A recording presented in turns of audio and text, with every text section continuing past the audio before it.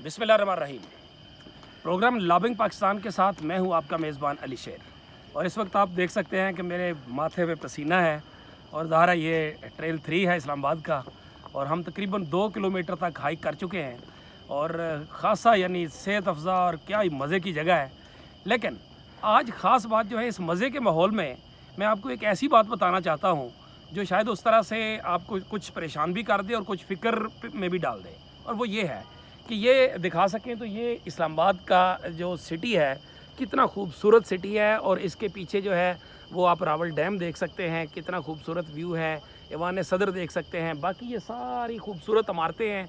लेकिन ये इमारतें मैं अब आपको ख़ास तौर पे क्यों दिखा रहा हूँ, इस वजह से दिखा रहा हूँ कि आज का दिन था 5 जुलाई 1977, यानी कल के हिसाब से 5 जुलाई 1977 को उस वक्त के कायदे अवाम जुल्फ़िकार अली भुट्टो का तख्ता उल्ट दिया था जनरल मोहम्मद ज़ियाउल हक ने। क्यों? क्योंकि 4 जुलाई को एग्रीमेंट हो गया था बिटवीन पीएनए और जुल्फ़िकार अली भुट्टो के।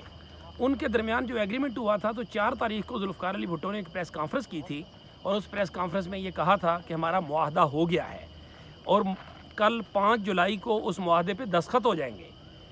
फिर ऐसा क्या हुआ कि 4 और 5 की दरमियानी रात 2 बजे जनरल ज़ियाउल हक ने जुल्फ़िकार अली भुट्टो का तख्ता उल्ट दिया, फ़ौज ने टेक ओवर कर लिया, मुल्क में मार्शल लगा दिया गया।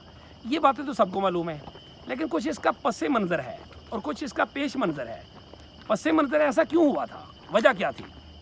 सादा सी वजह ये थी कि 28 अप्रैल को जुल्फ़िकार अली भुट्टो ने पार्लियामेंट के मुश्तरका इजलास से खिताब किया था, और कौमी असम्बली का रिकॉर्ड इस बात का गवाह है, और उसमें उन्होंने एक बात कही थी कि हाथी मुझसे नाराज़ है। वो हाथी अमेरिका को कह रहे थे, हाथी मुझसे नाराज़ है और वो मुझे सबक सिखाना चाहता है। वजह उसकी ये है कि उन्होंने आगे जो उसकी बात की, वो बात ये थी कि एटमी प्रोग्राम उम्मत मुसलमान को इकट्ठा करना, और वियतनाम के हवाले से जो पाकिस्तान ने मौक़िफ़ अख्तियार किया था, यानी जुल्फ़िकार अली भुट्टो ने जो मौक़िफ़ अख्तियार किया था, उस मौक़िफ़ से अमेरिका नाराज़ था। ये जुल्फ़िकार अली भुट्टो ने एक तकरीर की, और वो तकरीर जो है वो रिकॉर्ड का हिस्सा बन गई। जो ही ये तकरीर ख़त्म हुई, तो उस तकरीर के अगले ही एक आध दिन के अंदर अमरीकी सफ़ीर ने अमरीकी सदर का जो ख़त था वो जुल्फ़िकार अली भुट्टो तक पहुँचाया, और उसमें कहा कि इस मामले को सफारतकारी के तौर पे हल करना चाहिए। और कुछ उसकी ज़बान की इतनी ना सी, लेकिन मिली जुली इसी तरह की थी जैसी आज इमरान खान को एक लेटर जो है वो डोनाल्ड लू की तरफ से, अमरीकी नुमाइंदे की तरफ से भेजा गया, उसी तरह की मिलती जुलती ज़बान थी। जुल्फ़िकार अली भुट्टो भी इमरान खान की तरह एक जज्बाती और पाकिस्तानियत और बहुत जो स्पीकर थे कमाल के, उन्होंने वो लेटर उठाया और वो राजा बाज़ार चले गए। वहाँ जाके अवामी जलसे से खिताब किया, और वहाँ पे जाके वो लेटर लहरा दिया और कहा कि ये वो ख़त है जिसमें अमेरिका जो है वो मुझसे नाला है।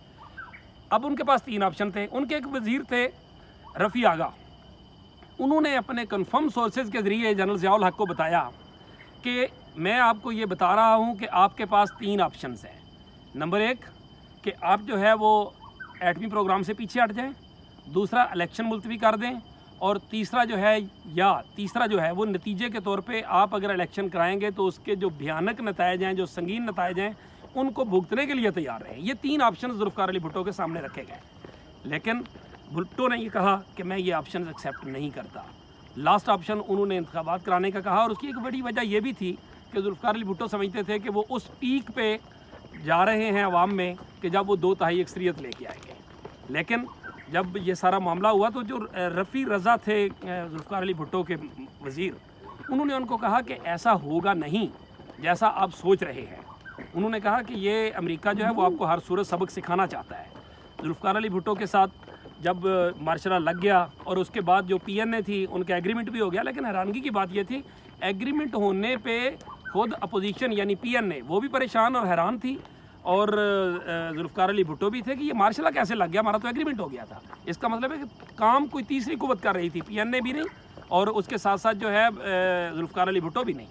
इनके दरमियान जो एग्रीमेंट था वो हो चुका था, और उस एग्रीमेंट के नतीजे में बजाय मुल्क अमन की तरफ जाता, पंजाब असम्बली का वाक़या हुआ, वहाँ फायरिंग हुई, लोग कत्ल हुए, और उसके बाद ये मामला और फसाद की तरफ चला गया, और जनरल ज़ियाउल हक ने मुल्क में मार्शल लगा दिया। अब वक्त गुजरा, और हमारी इसी पार्लियामेंट के साथ जुड़ी जो सुप्रीम कोर्ट है, उसने जुल्फ़िकार अली भुट्टो का जो कत्ल है उसको कहा कि ये जो है वो उसको जो है अदालती कत्ल कहा गया। अब सवाल यह है कि आज इमरान खान को भी डोनाल्ड लू की तरफ से उसी तरह का एक लेटर दिया गया। उस लेटर के वजूद से किसी को इनकार नहीं। दोनों कौमी सलामती कमेटी के जो इजलास हैं उन्होंने उनको ओन किया और अब वो पड़ा है chief justice of Pakistan mister justice Umar Ata Bandial की टेबल पर। उस पर क्यों तहकीकात नहीं कराई जा रही, क्यों कमीशन नहीं बनाया जा रहा? क्या हम एक और जुल्फ़िकार अली भुट्टो जो है वो उसकी शक्ल में खोना चाहते हैं, जबकि ख़ुद हुकूमती एजेंसियाँ हुकूमत मानती है कि इसमें इमरान खान को ख़तरा है, इसीलिए उनको अपोजिशन में होने के बावजूद प्राइम मिनिस्टर के लेवल की सिक्योरिटी दी हुई है।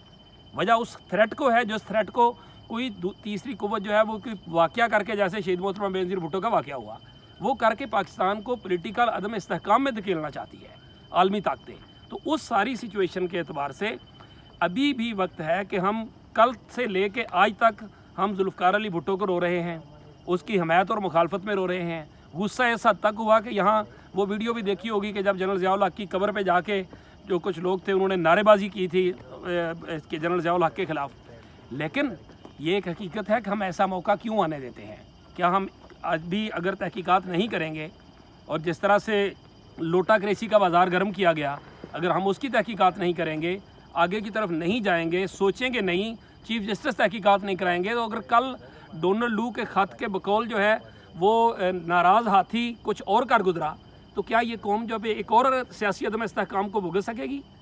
ये वो सारी सूरत हाल है जिस पे आज मैं बताना चाहता हूँ कि इस खूबसूरत शहर को आबाद रहने दीजिए, इसको हक़ाइक़ की तरफ लेके जाइए। अगर हक़ाइक़ की तरफ लेके नहीं जाएंगे तो फिर अल्लाह ना करे ये ख़त सच्चा या झूठ है, ये तहकीकात से सामने आएगा।